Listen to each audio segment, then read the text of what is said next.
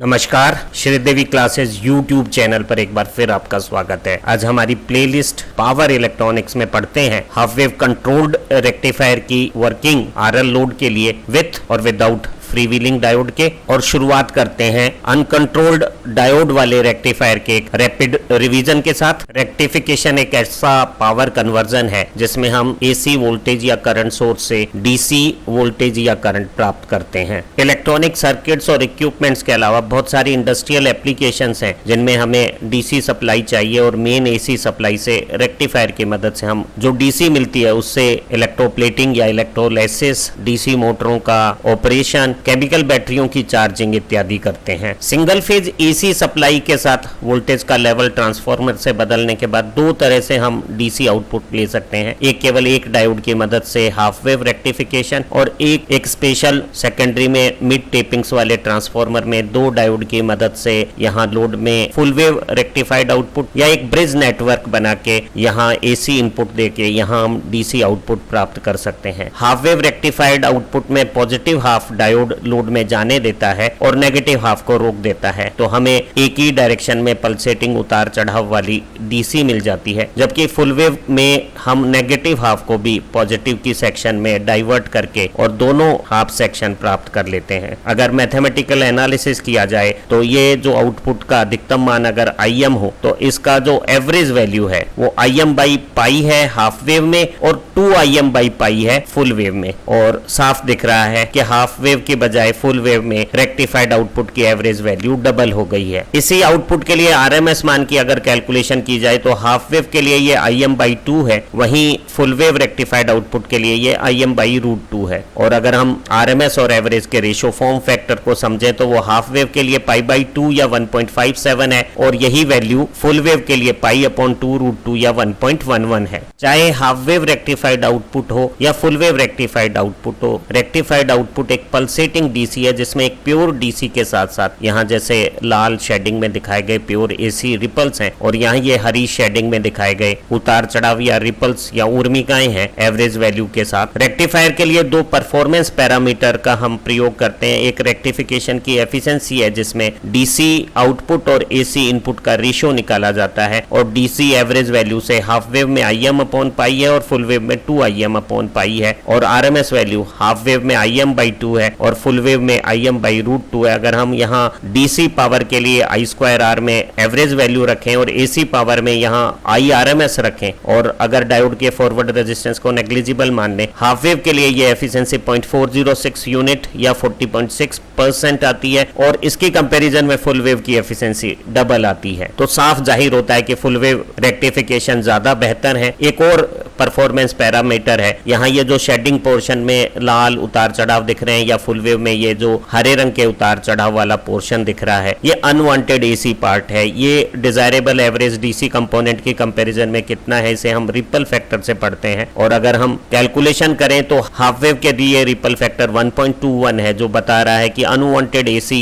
Ripples उतार चढ़ाव ऊर्मिकाएं pure DC part से ज्यादा है। जबकि फुल वेव में रिपल फैक्टर की वैल्यू 0.48 है, जो ये बताती है कि अनवांटेड रिपल्स अमाउंट में कम है। एक और बात देखिएगा कि जब इनपुट की एक साइकिल होती है तो हाफ वेव में रिपल की एक साइकिल होती है, जबकि फुल वेव रेक्टिफाइड आउटपुट में रिपल दुगनी फ्रीक्वेंसी के हैं। रिपल की अमाउंट भी फुल वेव में कम है और उनकी फ्रीक्वेंसी भी ज्यादा है, तो उन्हें फिल्टर करना आसान है। रेक्टिफायर सर्किट में एक और परफॉर्मेंस पैरामीटर बहुत इंपॉर्टेंट होता है। डायोड जब रिवर्स बायस होता है तो उस पर अधिकतम reverse voltage, peak inverse voltage का मैग्नीट्यूड कितना है, तो वो हाफ वेव में पूरी सप्लाई की जो मैक्सिमम वैल्यू है वो है। जबकि फुल वेव में ब्रिज टाइप में तो ये VM है, एक डायोड के अक्रॉस इनवर्स मोड में मैक्सिमम वोल्टेज सप्लाई के पीक वैल्यू के बराबर है। जबकि यहाँ मिड टाइप दो डायोड वाले इस सर्किट में, सेंटर टेप्ड सर्किट में, किसी रिवर्स बायस डायोड के अक्रॉस जब ये कंडक्ट कर रहा होगा तो maximum inverse voltage supply voltage की 2 टाइम्स 2 VM आती है, अर्थात इसमें हमें डायोड ज्यादा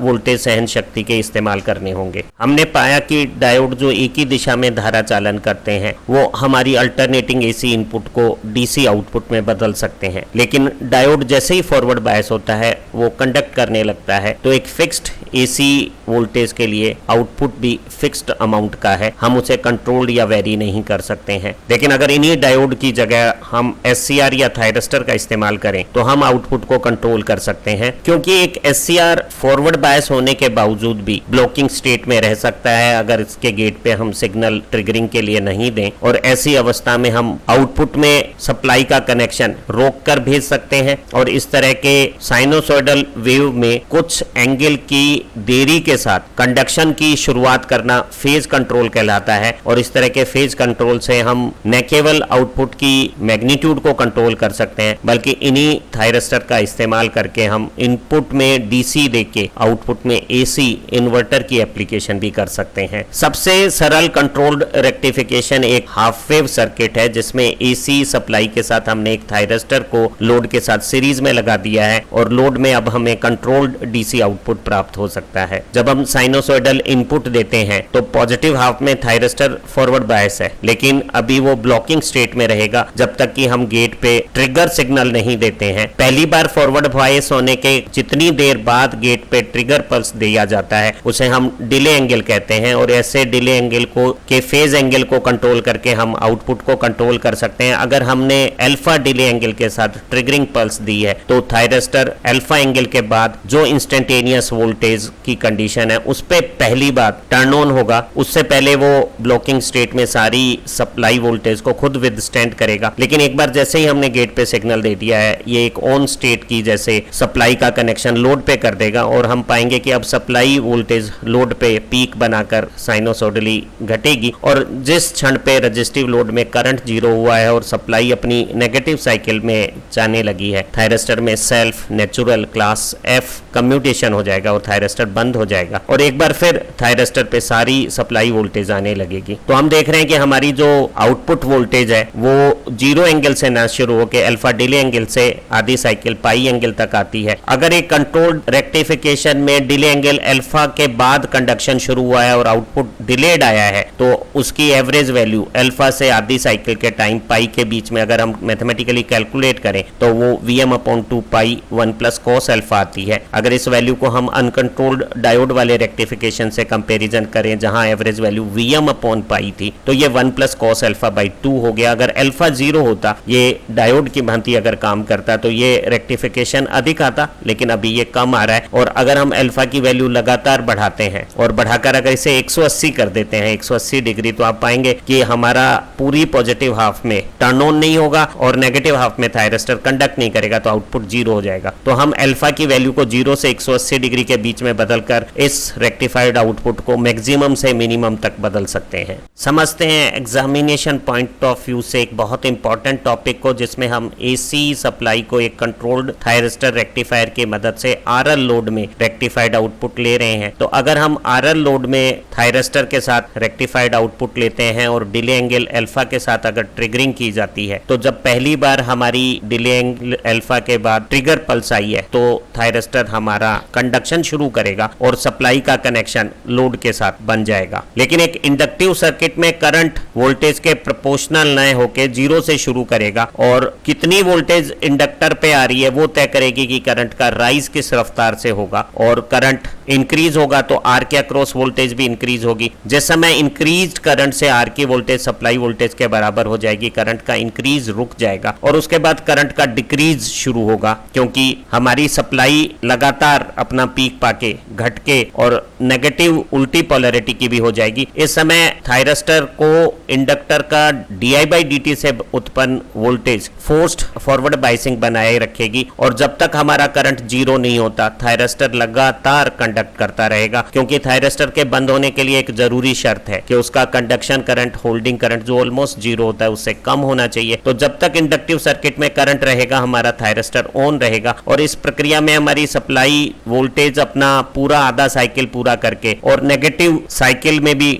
कुछ अंतराल तक चलेगी और टोटल कंडक्शन अगर बीटा एंगल पे करंट को जीरो करता है तो हमारा थायरिस्टर इस समय सप्लाई की नेगेटिव वोल्टेज के कारण, करंट जीरो होने के कारण अचानक बंद हो जाएगा और एक बार फिर सारी सप्लाई वोल्टेज थायरिस्टर के अक्रॉस आने लगेगी जब तक कि हम अगली पॉजिटिव हाफ साइकिल में ट्रिगर पल्स ना दे दें। और जब हम ट्रिगर पल्स दे देते हैं तो हमारी सप्लाई आउटपुट में आने लगती है, लेकिन ये आउटपुट में वोल्टेज न केवल पॉजिटिव सेक्शन में आएगी बल्कि तब तक थायरिस्टर हमारा ऑन स्विच की जैसे सप्लाई को लोड में देता रहेगा जब तक कि सर्किट का करंट जीरो ना हो जाए। यहां हम पाते हैं कि हमारी सप्लाई वोल्टेज साइनोसॉइडली जब इंक्रीज हो रही है और लोड में करंट बढ़ने के साथ आर में वोल्टेज इंक्रीज हो रही है, तो ये जो डिफरेंस है सप्लाई वोल्टेज और आर की वोल्टेज में वो डी बाई डी टी कर रहा है। और जब तक ये पॉजिटिव है, करंट में इंक्रीज हो रहा है, इस टाइम इंस्टेंट पे करंट अपना पीक इंस्टेंटेनियस मैग्नीट्यूड सर्किट में बना रहा है। अब करंट धीरे घटेगा तो आर की वोल्टेज ज्यादा रहेगी और सप्लाई तेजी से घटेगी तो दोनों का डिफरेंस एक नेगेटिव वोल्टेज इंडक्टर में डी बाई डी टी को नेगेटिव करके करंट को घटाएगी और जिस इंस्टेंट पे करंट घट के जीरो होगा उस इंस्टेंट पे कंडक्शन बंद होगा। तो इस आरएल लोड में डिले एंगल अल्फा के बाद जब पहली बार थायरिस्टर ने सप्लाई को लोड से कनेक्ट किया है और जब तक करंट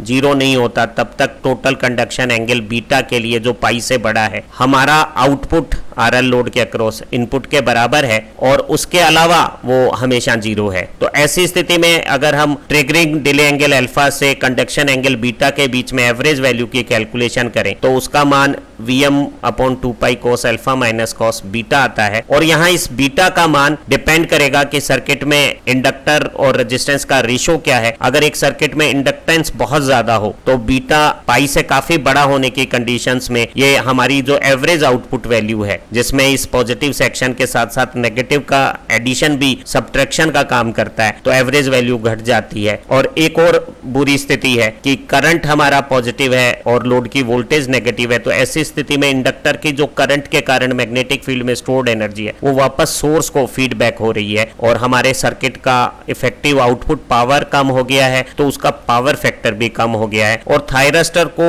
जब तक उसका करंट जीरो नहीं होता बंद नहीं कर सकते तो उसके कम्यूटेशन का टाइम पीरियड भी डिक्रीज हो रहा है, उसके कम्यूटेशन के साथ भी समस्याएं आ सकती है। तो इंडक्टिव लोड के कारण एक थायरिस्टर में करंट का देर तक फ्लो करके कंडक्शन स्टेट को बनाए रखना और आउटपुट में नेगेटिव वोल्टेज का आना एवरेज वैल्यू को घटाता है, आउटपुट पावर को घटाता है, पावर फैक्टर को खराब करता है और इंडक्टर लोड की एनर्जी को वापस सोर्स को नेगेटिव फीड करता है। इससे बचने के लिए हम यहाँ फ्री व्हीलिंग डायोड लगाते हैं। जरा समझते हैं कि फ्री व्हीलिंग डायोड किस तरह से काम करता है। एक सिंगल फेज एसी सप्लाई को कंट्रोल्ड रेक्टिफायर की मदद से एक आरएल लोड में रेक्टिफिकेशन की परफॉर्मेंस को इंप्रूव करने के लिए लोड के पैरेलल में एक फ्री व्हीलिंग डायोड लगाया हुआ है। और जरा सर्किट की वर्किंग समझते हैं। पॉजिटिव हाफ में जब थायरिस्टर फॉरवर्ड बायस है तो ब्लॉकिंग मोड में रहेगा जब तक कि गेट पे ट्रिगरिंग सिग्नल नहीं दिया जाता और ये डायोड रिवर्स बायस होकर ओपन सर्किट कंडीशंस पे रहेगा और सारी अप्लाइड वोल्टेज थायरिस्टर विदस्टैंड करेगा।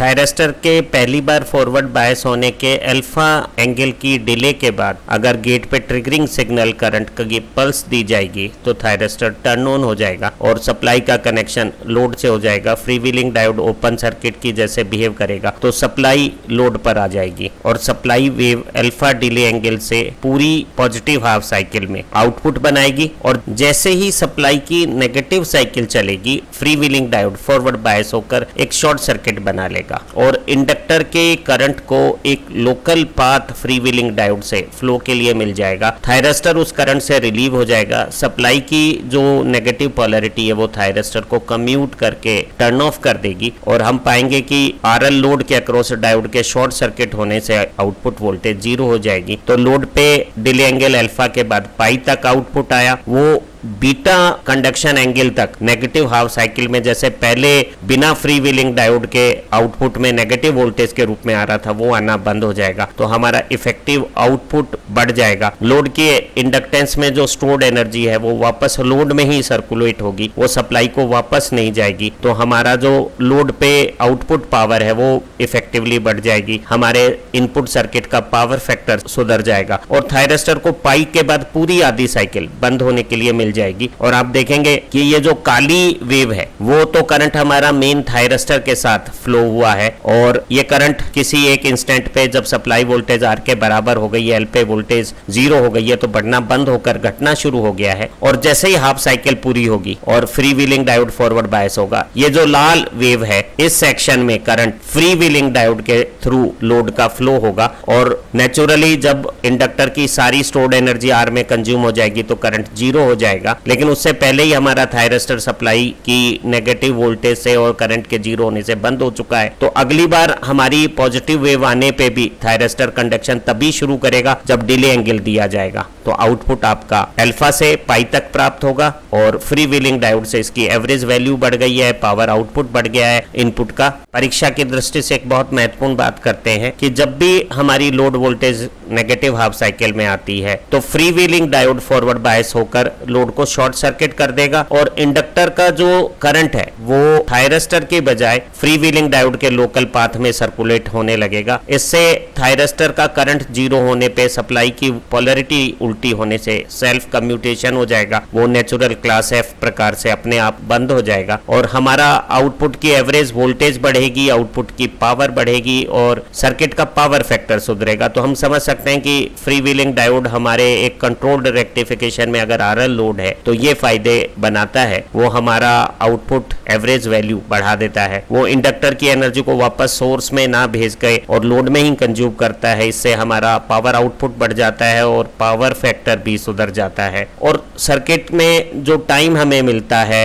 कम्यूटेशन के लिए थायरस्टर के लिए वो बढ़ जाता है, तो इससे हमारा कम्यूटेशन प्रोसेस सेफ और रिलायबल हो जाता है। परीक्षाओं में फ्री व्हीलिंग डायोड के बारे में प्रश्न आते हैं तो आप इसे अच्छी तरह से तैयार कर लें। आज की इस वीडियो के आखिर में कुछ परीक्षाओं में आए हुए ऑब्जेक्टिव क्वेश्चंस को भी देख लेते हैं। हमसे पूछा गया है एक सिंगल फेज के हाफ वेव रेक्टिफायर का रिपल फैक्टर उर्मी का गुणांक क्या है। तो हमें पता है कि हाफ वेव रेक्टिफाइड आउटपुट में एवरेज वैल्यू IM/पाई कम है और रिपल्स काफी ज्यादा है, वो इससे 1.21 टाइम्स ज्यादा है, तो ripple factor half wave rectified output के लिए 1.21 है। यही फिगर फुल वेव के लिए 0.482 होता अगर ये सवाल single phase full wave rectification के लिए रिपल फैक्टर पूछता। तो हम लोग अगली वीडियो में जब 3 फेज रेक्टिफायर पढ़ेंगे तो जानेंगे कि 3 फेज में जो हाफ वेव रेक्टिफायर है उसमें रिपल फैक्टर 18% है और जो फुल वेव 3 फेज रेक्टिफिकेशन है उसमें रिपल फैक्टर सिर्फ 4% रह जाते हैं। अभी एक बहुत खूबसूरत प्रश्न किसी परीक्षा में आया कि अगर हम एक सिंगल फेज का full wave bridge type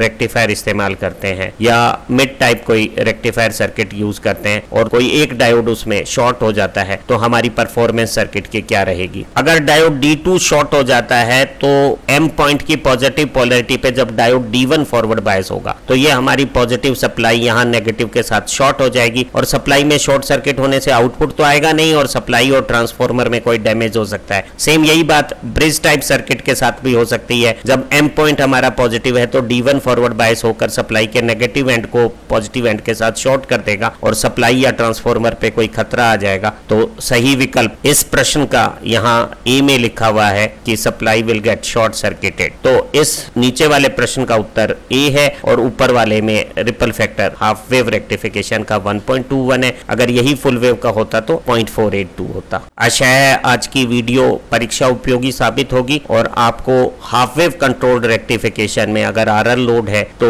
with free wheeling diode और विदाउट फ्री व्हीलिंग डायोड दोनों सर्किट किस तरह से परफॉर्म कर रहे हैं वो अच्छी तरह से समझ में आ गया होगा। हमारी दूसरी वीडियो जो इसी प्लेलिस्ट की है उससे आपका पावर इलेक्ट्रॉनिक्स विषय मजबूत बनेगा। आप अच्छा पढ़ें, तरक्की करें। Have nice time. Thank you very much.